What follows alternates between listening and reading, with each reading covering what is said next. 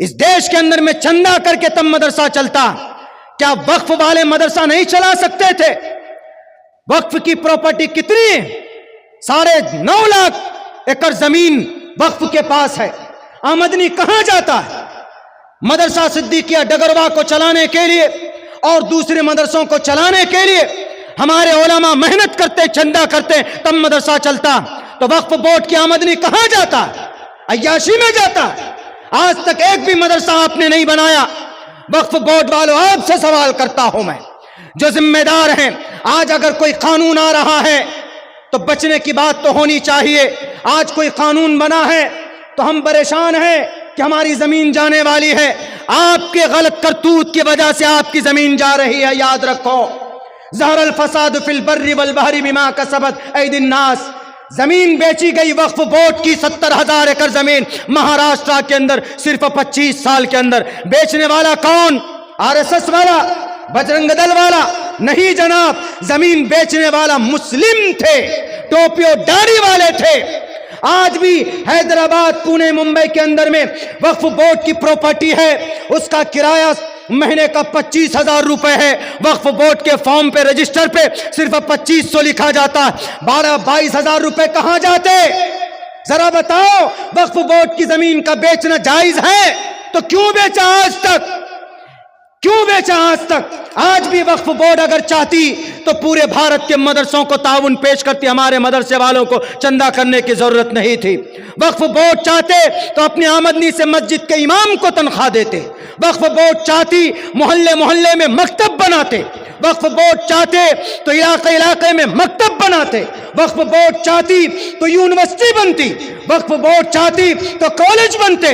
वक्फ board चाहती तो हमारे हॉस्पिटल बनते। वक्फ बोर्ड चाहती तो यूपीएससी में क्रैक करने के लिए, डीएम और एसपी बनाने के लिए हमारे लिए कोचिंग सेंटर का वजूद, कोचिंग सेंटर बनाते। वक्फ बोर्ड चाहते तो हमारे बच्चों को नीट में, मेडिकल लाइन में तैयारी के लिए उनके लिए कोई कोचिंग संस्थान बनाते। लेकिन कुछ नहीं किया। सिर्फ 10 करोड़ रुपए, 30,000 एकड़ जमीन के ऊपर में मोबाइल का टावर लगा हुआ है। सालाना 10 करोड़ रुपए सिर्फ सुबह महाराष्ट्र में आता है। अगर पूरे भारत में 4.5 लाख एकड़ जमीन रजिस्टर्ड है बाज़ाब्ता वक्फ बोर्ड में, अगर इनमें से 1 लाख एकड़ जमीन भी किराए पर अगर इस्तेमाल हो रहा है तो अंदाजा लगा लीजिए कि कम से कम 50 बल्कि 100 करोड़ रुपए सालाना। ये 100 करोड़ रुपए किस लिए है? शराब पीने के लिए या फिर फॉर्च्यूनर गाड़ी में घूमने के लिए? बल्कि ये वक्फ बोर्ड की जमीन होती है गरीबों की मदद के लिए।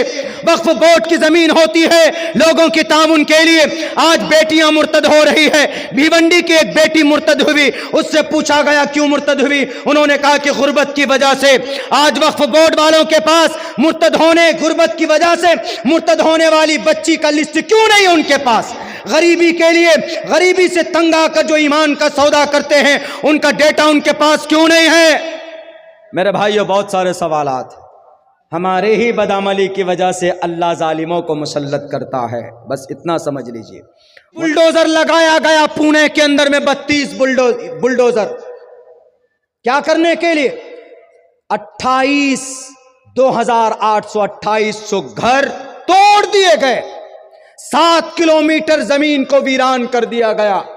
50 साल के मोहल्ले को खत्म कर दिया गया। अभी 4 रोज पहले पुणे के कोई मदद के लिए नहीं आया।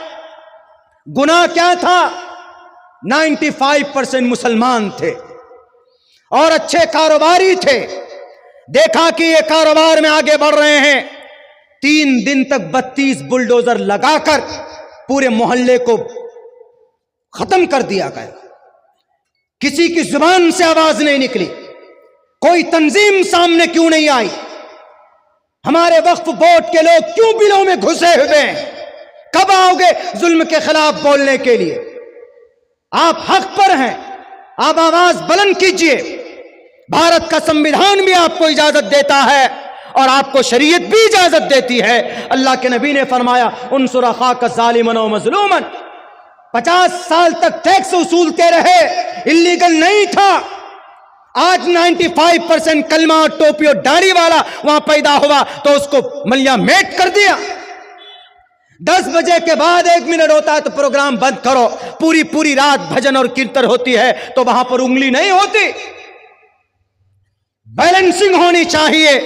इसीलिए मुसलमानों किसी पर भरोसा नहीं।